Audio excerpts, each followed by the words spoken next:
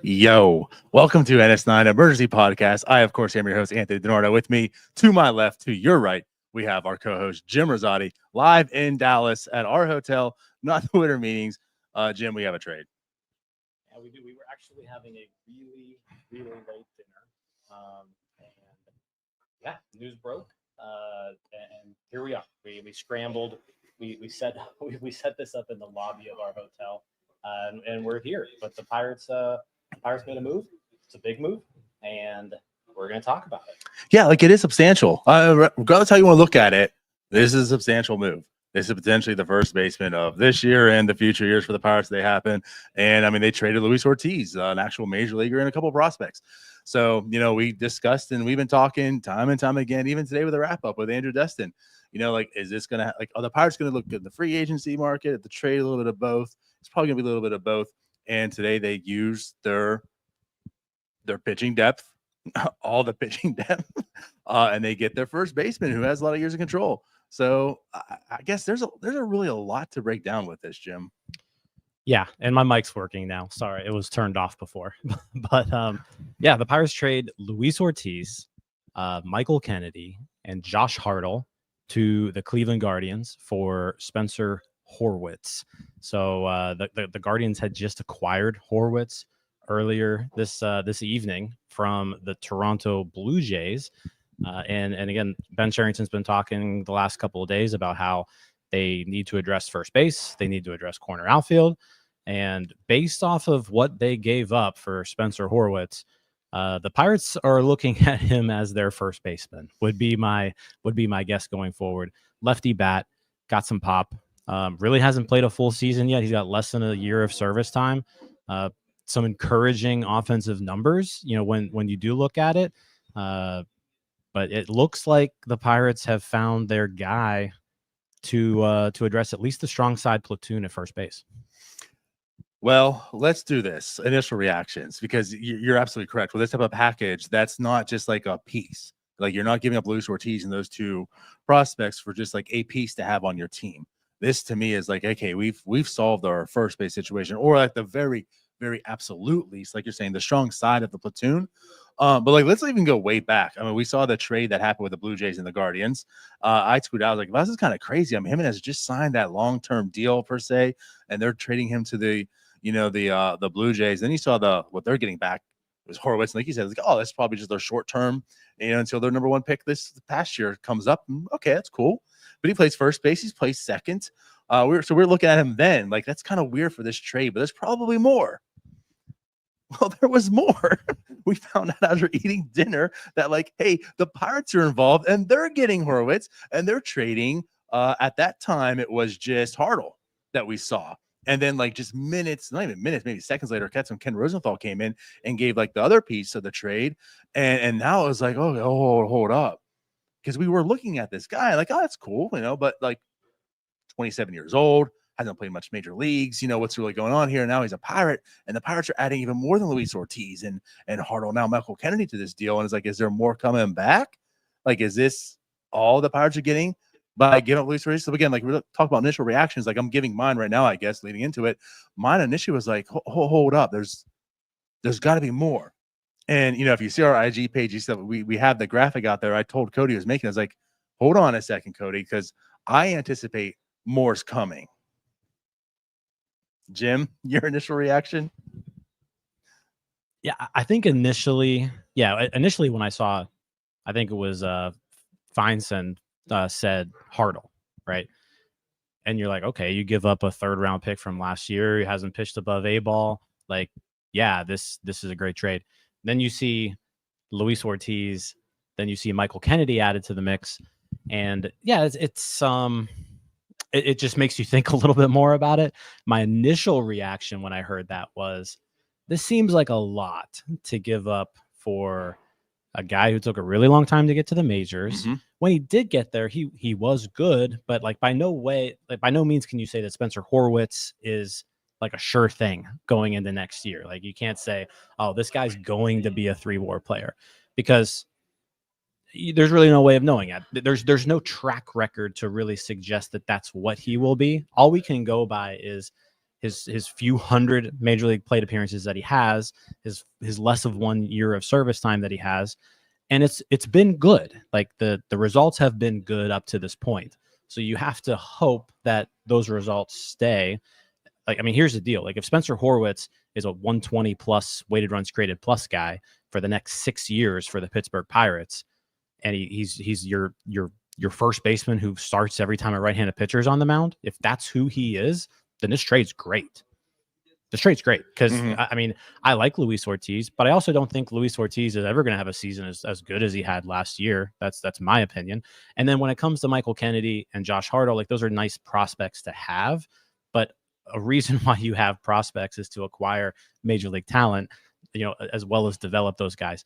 So once I kind of started looking at it a little bit different, I was like, okay, like if Spencer Horwitz is who he has been so far, and you just take that over the course of the next season, but also the next 6 seasons on top of that, I like this trade, right? So right now, I'm kind of cautiously optimistic about this one. Now, we can look at Ben Cherington's track record when it comes to dealing for players. They haven't necessarily been great at identifying talent. And you could say their trade partner, typically is pretty good at developing players, especially whenever they get them in trades or even when they draft them. But I think right now, like I said, it was easy to get mad at. This seems like a lot. Seems like a lot to get for a guy who just debuted. He's a strong side platoon player. But I think when you peel back the layers a little bit, like this could be a pretty good trade. Yeah. Let me say something here real quick too. We're like on the go. We're set up in a weird way. We might not pay attention as much to the chat as we normally do because it's set up. But hey, I mean, Penn. Thanks, Penn. Appreciate the Awesome. 5 membership gifted. Awesome job. And we'll try to get to questions and comments here as well as much as we can.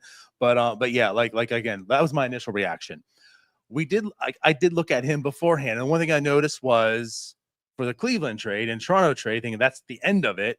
I mean, hey, like this Horwitz guy, like Horwitz, like his expected numbers matched his numbers last year. Like it wasn't like he had limited plate appearances and he just overplayed what you expected. Like even though he was older, like you mentioned, like he's been old for his age ever in the minors, and he pretty much worked the minors all the time until his first season in AAA, which was still right about average. His first taste, limited at bats, and in the next 2 years, he blew up AAA. I mean, that guy was just hitting great.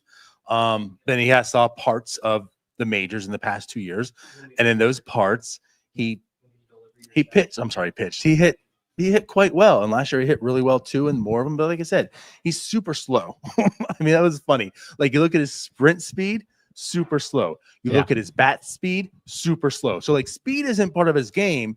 He doesn't hit the ball very, very hard. But again, like his expected numbers were good. His actual numbers were good. So it makes you feel like, hey, maybe this is just a late bloomer. It happens. But that's what also kind of like makes you not trust this too well either, because it's been limited at bats and he's been old for his age in the minors, So, and again, like when it comes to Luis Ortiz, like we've been talking, like that's a great trade chip for a bat, using Luis Ortiz or a Billy Falter, but likely Ortiz. And again, if you're adding type of prospects to this, that sweetens the package you get in return. And we've been talking about Yandy or Lau and Tampa and such, like this might be that type of a package. So this isn't the household name. This isn't Yandy. Yes, like this is.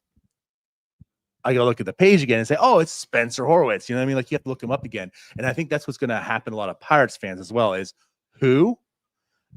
So, I'm with you, Jim, in the side of I see positives in him.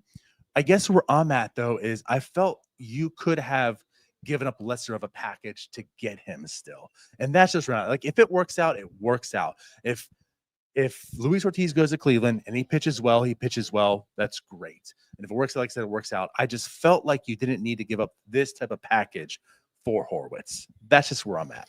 Yeah, and shout out to Noah Hiles from the Pittsburgh Post-Gazette for handing me my my dinner check while we're on here. Didn't even pay it. Yeah, thank you for that. Before we go any further, though, I do want to tell you about Bet Online. It continues to be the world's most trusted betting platform and your number one source for online betting.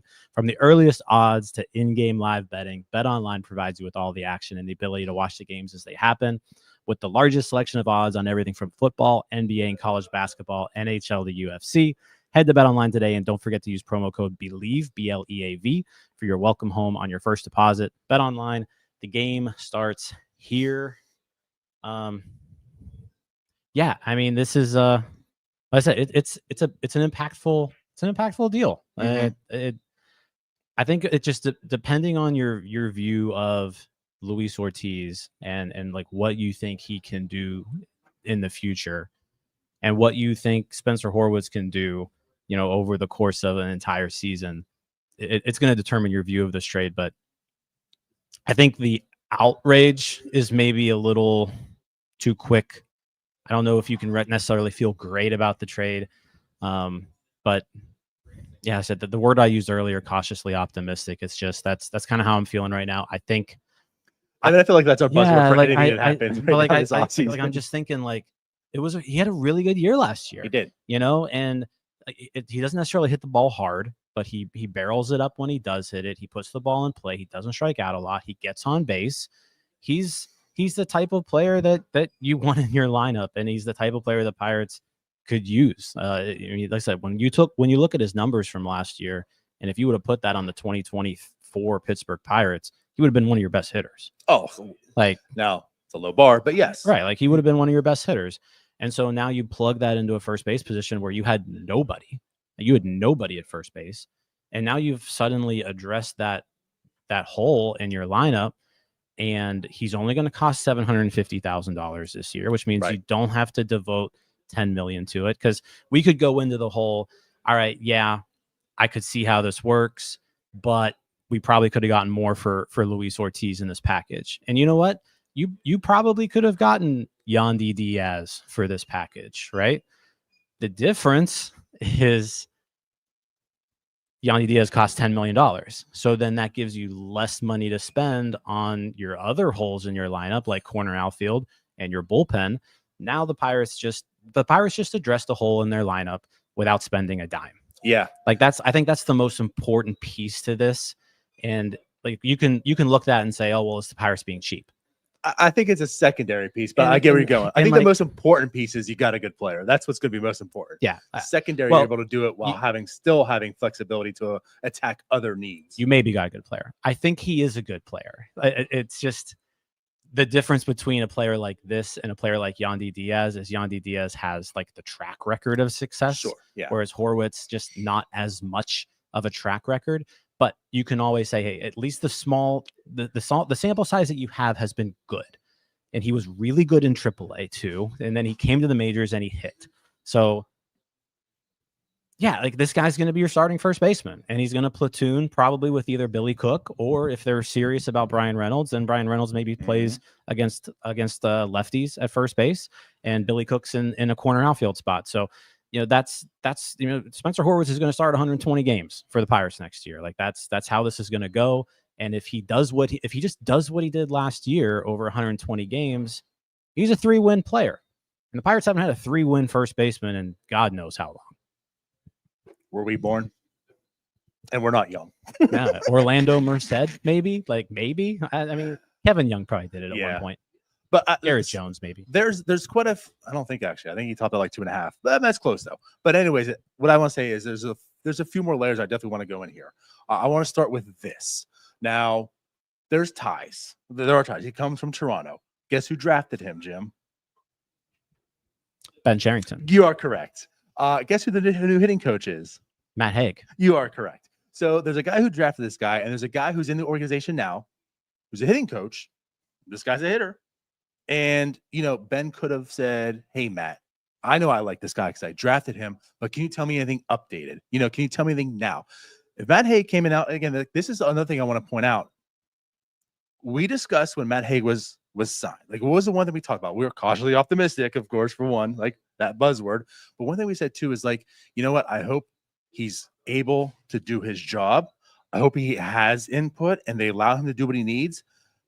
If you look at this and say like it's, you know, oh, he's hired, he already has this much pull, like I don't look at it as a negative thing. I actually look at it as a positive. Like they trust him.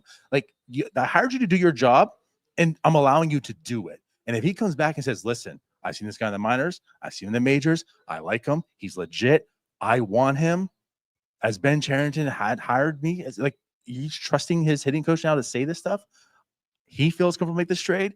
So like again, I get that understanding. I still feel it was a little too much, but at the end of the day, if it all works out, it all works out, and that's fine. But yeah, like there are some things to like in this trade. I do like those things. And again, because the ties and the recent tie with Matt Haig, right? It makes me hopeful that what he's done in the past is as close as it's going to be in the future. You know what I mean? Like this isn't just he had a great partial season when he got caught up and the numbers are just going to fall off the earth next year. This makes me feel like, you know what, there's some legitimacy in there, again, with expected numbers. What I want to talk about too, also, like you said, doesn't hit the ball hard, but when he barrels it, he barrels it. I mean, it's much like Andrew McCutchen. He's not as fast as Andrew McCutchen by any means, but like McCutchen didn't hit the ball. Like he didn't have tremendous exit velocities last year, but the guy barreled it. And that's similar to like what he's done so far in his major league career. Yeah, that's a good way of putting it. Like I said, he does hit the ball. When he hits the ball, it's line drive. Like that's basically, you know, the gist of it.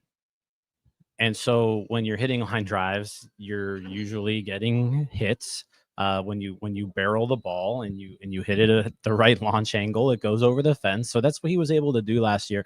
And you mentioned like the connection with Matt Haig. Like I truly wonder how much that played, because you know you're looking at a hitting coach who's been in the system now for about a week, 2 weeks, a little bit longer, something like that.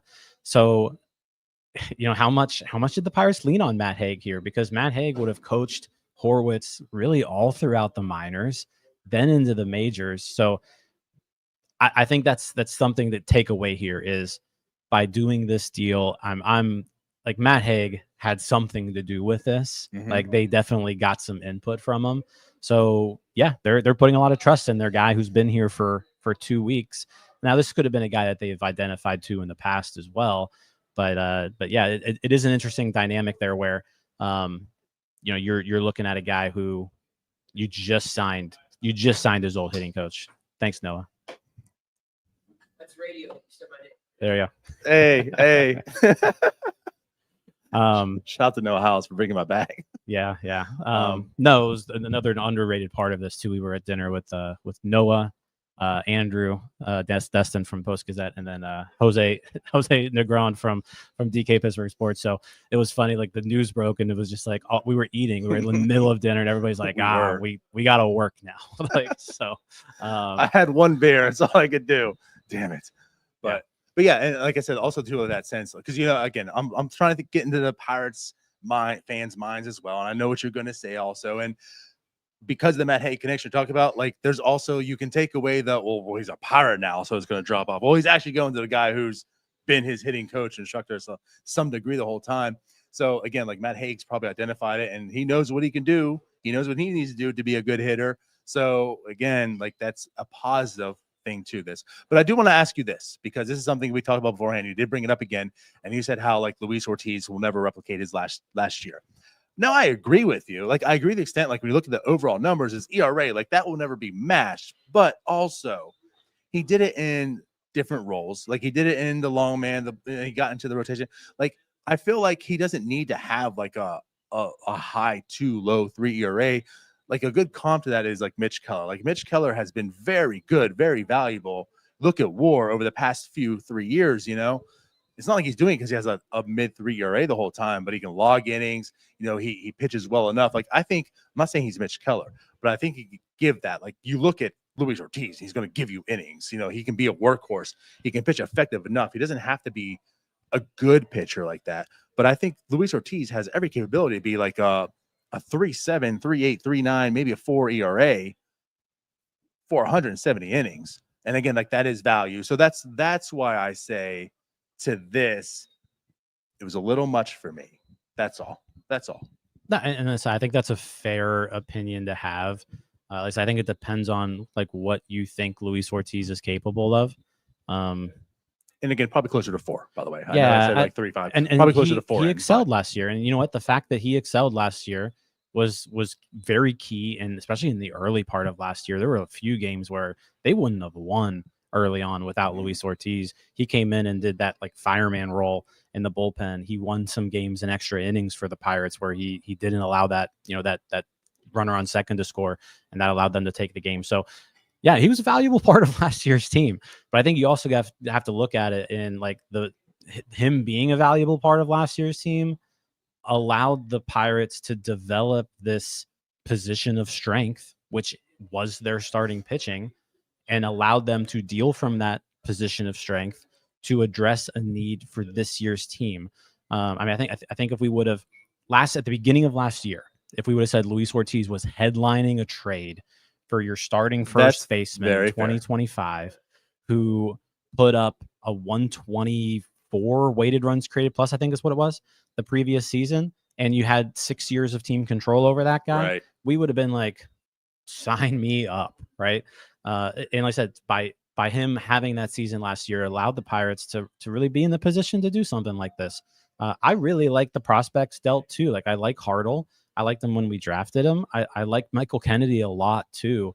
But again, these are guys who are 3+ years away from the majors.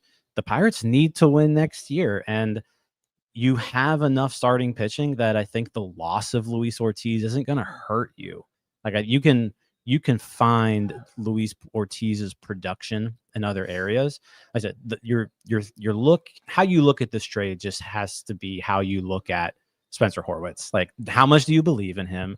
And then do you think you could have gotten somebody better for the similar package? And listen, I think they maybe could have, but I don't know if it would have put them in the exact same situation that they're in, where this isn't costing them any money. So I think that's a big piece of this. Is, you know, it's a position that they really don't need Luis Ortiz. They need Spencer Horwitz. So, yeah, you know, in my mind, that kind of puts this a little bit towards that cautiously optimistic label for me, as opposed to, you know, a little bit more pessimistic on this. Yep. And again, we didn't talk too much about the actual process going back. I know there's a lot of Luis Ortiz. He's of course the headliner. He's the guy we've discussed that should be a trade, you know, piece and such. But yeah, I mean, going back to like the Michael Kennedy again, we've talked about him. I mean, Anthony Murphy has definitely talked about him. And like with Josh Hartle, I mean, he was one of the more advanced college arms. I mean, we actually really like that pick, you know. So again, like those are also 2 prospects that we like. Now, again, like they are prospects who use the prospects. The reason we're okay with trading prospects is because we feel confident that the Pirates will develop the next crop of Michael Kennedys and Josh Hartles. Like, you know what I mean? Like that's okay. So again, like to those guys, like there's definitely also intrigue in them, interest. And that's why I say like the totality of the package. Yeah, that's just where I'm at. Again, if it all works out, it all works out and it's fine. And there's reasons to be optimistic about Horwitz. But end of the day, like you said, it looks like the first base position is solved. So we are leaving the winter meetings with some action here, some answers, right? One of the big answers was what's going to happen to first base. That looks like it's solved, at least mostly. And now, again, you're doing it while not really taking on any salary, you know, so you still have the same flexibility you had before to go after. And this also answers that Ryan Reynolds is an outfielder, at least mostly, right? So you still have to get an outfielder. You have all those funds to do that. We talked about that. Relievers is probably going to happen in the free agent market as well. We didn't do the emergency podcast for our boy that got signed to the split deal today. I'm not really putting him into that category, but they did go ahead and get a reliever today with, you know, some upside per se. But yeah, most likely they're going to attack the reliever market and free agency. And again, like doing this deal allows you the flexibility in dollars to go ahead and make those moves. Yeah. I said, I think that's a big piece of this. Is if you look at where their payroll's at right now, I think it's at $73-ish million or so. And let's assume they're going to be around 100 when it's all said and done. I think that's a fair number to guess. let's say $5 million of that goes to Andrew McCutchen. You now have $20 to $22 million to play around with. You don't have to spend any of that on for first baseman now. You don't have to spend it on first base. You've got your guy. Now you can spend that money on the bullpen, which they are going to have to add at least 2 arms, probably more like 3, but let's just say it's at least 2. Right. And then addressing that corner outfield spot. And again, it looks more and more like the way to do that is going to be similar to this. It's going to be to trade for him, because the remaining outfielders, they're not very overwhelming. They're very underwhelming. I mean, if you go out there and you get Max Kepler or you get Jesse Winker, those just aren't guys you're super excited about. But maybe you address it through another trade. And said they still have prospects to deal. Like this team tanked for 5 years. They've got plenty of depth in their minor league system that they can trade away. They probably could even still move someone like Bailey Falter if they needed to, or like a Mike Burrows or a Braxton Ashcraft, like one of those starting pitching depth pieces. I think another thing that this means is they probably feel pretty good about Johan Oviedo. Like, we didn't really mention that yet, but Oviedo is going to be back, and dealing Ortiz. If they feel good about Johan Oviedo going into 2025, then you didn't really. That's just another piece that you didn't have last year too. So again, I at first my initial reaction here was, what are they doing? This seems like a whole lot to give up for a guy. But I think it's gonna end up being just fine. I hope. Yeah. Again, like I'm still siding on the side. This is a little too much. But again, at the end of the day, if you have to give up too much to make something work that's going to help you, like, you do it. Like, you don't. Let's think of this. Think of this aspect real quick. Rangers just acquired Jake Berger. Well, then that's not happening for the Pirates. Nor that I see that happening anyways. Should have happened a couple trade deadlines ago, though. But at any rate, what I'll say to that is, with the Eovaldi and that trade, like, the Rangers clearly aren't trading off anything. So for all you Nathaniel O's out there thinking that was going to happen, that ain't happening.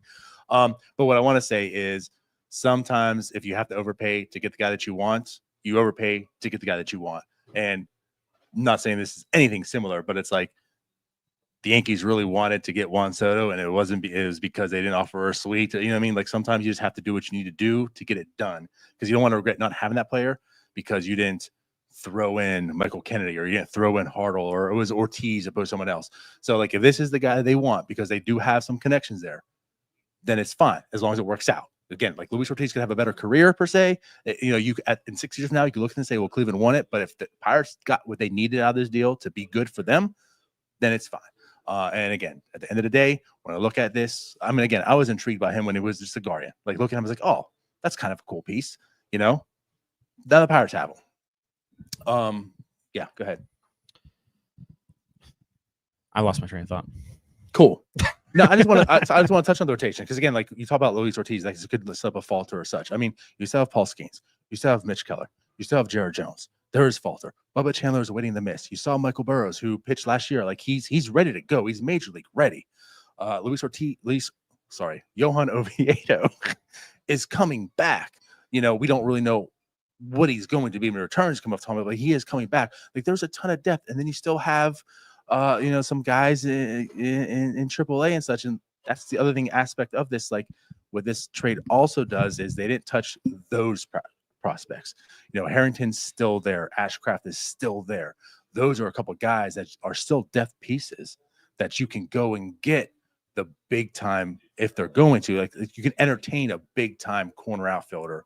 And again, you have a lot of flexibility as dollars to do so. Yeah, that's a good point. I mean, like, the prospects they gave up here, like I said, they're talented, but like, these are guys ranked between 15th and 20th on most prospect lists. So it's not like they gave up that much for here. Like, Luis Ortiz is the main piece here for Cleveland. And I think Cleveland, Murphy mentioned here in the comments too. And, like, Cleveland's going to love Michael Kennedy. I think they're going to be able to do a lot of good stuff with him too. But yeah, you didn't have to give up any of your big name prospects at all. You still have 18 of your top 20 prospects. You still have 28 of your top 30 prospects after this trade. And that's plenty enough to address the additional holes you have in your lineup. Mm-hmm. Yep. So at the end of the day, I think this trade is a positive. It definitely makes the Pirate. Well, shouldn't say definitely, but it makes the offense better. It makes the offense better. And again, I think I think if you're just looking at this trade right now, like I think it makes the Pirates better because Luis Ortiz, again, I think that the production can be replicated. Like that production can be tossed on to somebody else. If Johan Oviedo is healthy and ready to roll, I think Johan Oviedo is a better pitcher than Luis Ortiz. And I right? agree. So like he has a better ceiling for sure. So when you look at it that way and you're saying, okay, well, you're dealing, a starting pitcher who was pretty good last year, but like you can just replace him with another starting pitcher. Like that's why the Pirates being in the position that they're in with their strong depth at starting pitching is important. Like we've been saying it for months. Deal from your position of strength, which is starting pitching, for what you need, which is hitting. And that's what they did today. Yep. Like plain and simple. You can argue about what you think about Spencer Horwitz, right? Limited track record, but the track record he has been very good. But that's what they did. They went out there and they traded their strength for something they needed. And I'm not going to have that big of a problem with it. Yep. So again, at the end of the day, it's positive. I don't think there's anything to truly hate on this. And again, we have some answers. That's for sure. Like this one move answered actually quite a few things that we've been looking for and searching for at the winter meetings. So it's funny that it happened right now. Yeah. So I think that pretty much is it. Anything you want to wrap up with? Yeah. One question too, and this was actually brought up at dinner when this happened. Paul wants to know, do we sign a veteran starter? Like, I think that's a good question to ask because I think even before this trade, like I think signing someone who at least could push the other starters to compete in spring training was a good idea. I don't think you necessarily need to go out there and find someone who's like guaranteed going to be a top, like a number 3 starter or something, but someone who you can say like, okay, if I would feel comfortable starting this guy 15 times over the course of a year, I think that could be an option here. And whether that's, I don't know, Wade Miley, somebody like I mean, I don't love Wade Miley, but he's a major league starting pitcher. I don't think they necessarily need to do it. I think it all depends on really how they feel about Johan Oviedo. I think Oviedo is a big piece here to what they think they need to go into next year with. But I could see it happening. I like it's weird. Like I can see that happening, of course. And there's a new pitching guru in town, and Brent Strom, and maybe there's like someone that he's like, I would love to have my hands on him. I just don't think that's a necessity. I think it's much of a luxury.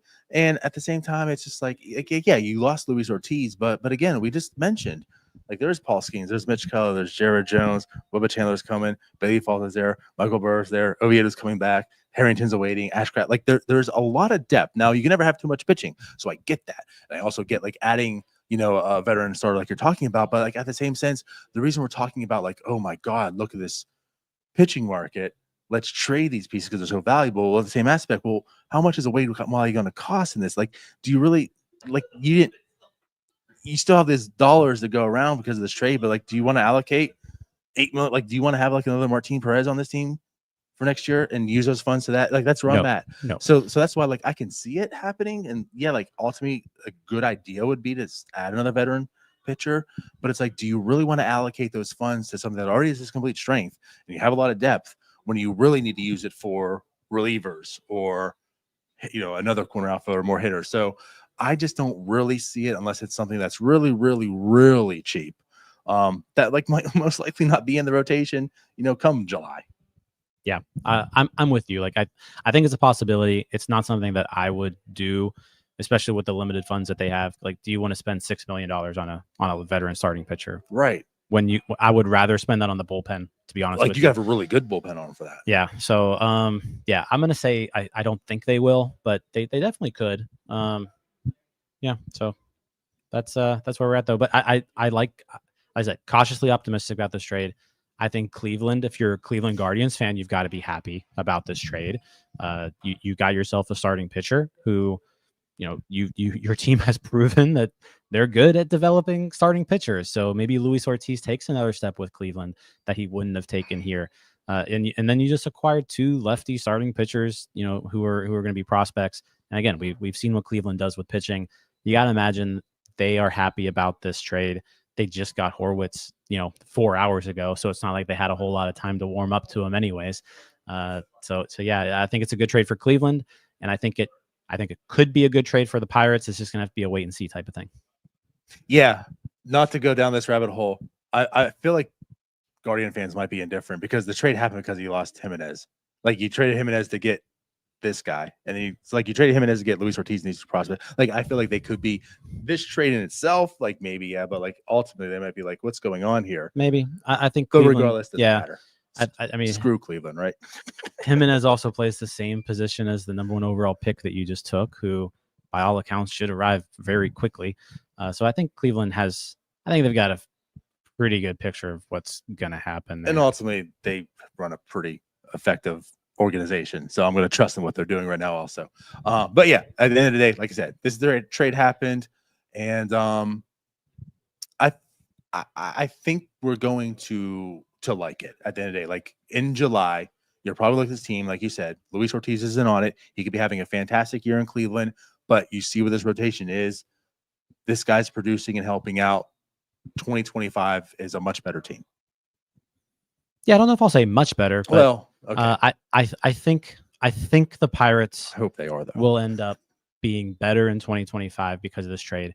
Like I said, if Horwitz is just able to do, even if he doesn't replicate exactly what he did last year, and he just does 90% of what he did last year, that's still a 110 weighted runs created plus. Well, let's put it this way. He had a 1.9 WAR, and how many at bats he have? Like 3 something. Yeah. I mean, he was like a 2 WAR player with limited at bats. Yeah. I So mean, like if he can even just be a 2 WAR player over an 97 entire games. season, that's still pretty good for a first baseman. Right. That's one of the better first basemen in the National League. So I think this will like work. a 3 WAR upgrade. Yeah. I think this will work out pretty good for both teams. Cool. So I think that wraps everything up, Jim. Sound about good? Yeah. All right. So we're gonna get out of here, hopefully for last time tonight. It's 11:18 our time. 11:18 Central Time. It's 12:18 Eastern Time. You guys are awesome. It's late. You guys are the chat is hopping. You guys are hopping in and out of here. We're streaming on 5 different platforms right now. So you guys are crazy. You're sickos. You're awesome. Again, we're here in Dallas. This wraps up day 2 of the winter meetings. Tomorrow we'll be back there. And you know what? I made a promise at the beginning of winter meetings, guys, that if Ben Cherington acquired a major leaguer this week, I would be going down the snow slide in the lobby. So I got you. I'll be filming it. I guess we're going down the slide. Slide time tonight or tomorrow. Well, I mean, it's not going to be open tonight. It's 11:18. Who said it has to be open? We'll do the slide tomorrow. Tomorrow we got the slide. I'm excited. All right, so we'll get out of here. As always, we appreciate all of you. Go ahead, and if you haven't got that alert on, that bell, get that bell on, because Ben is cooking. So every time we go live, you'll be identified and notified for it. Yeah, hit the bell, subscribe, like the page, all that good stuff. And also shout out to Penn. Penn gifted 10 memberships tonight. So he gifted more. Yeah, Penn. You're a sicko. You're awesome. Thank man. you. Congrats. Yeah. Thanks, man. So yeah, we'll be back tomorrow. Rule 5 draft is tomorrow, and then we'll have Alex Stumpf as a Q&A. Also, we're gonna promo that tonight. Gosh, we didn't get there, but Alex Stumpf will be doing a Q&A. We'll be going live with Alex for you guys to ask questions. He'll answer, so he'll be available to you. And then we'll have our day 3 wrap up tomorrow, and we're out of here Thursday. So appreciate y'all. Bye. See you guys. All right, that wraps up this episode of North Shore 9. Thanks so much for tuning in. Whether you're listening on the podcast or catching us on YouTube, if you enjoyed the show, please give this video a thumbs up, and don't forget to hit that subscribe button if you haven't already. It really helps us grow. And if you're listening on the podcast, a quick review goes a long way in helping others find the show. Plus, be sure to tell a friend about us. There's always room for more here in the NS9 community. And for those looking to support us a little more, consider joining our Patreon, become an MVP member, and get exclusive perks while helping us continue to bring you more of the Pirates content you love. Thanks again for all your support, and let's go Bucks.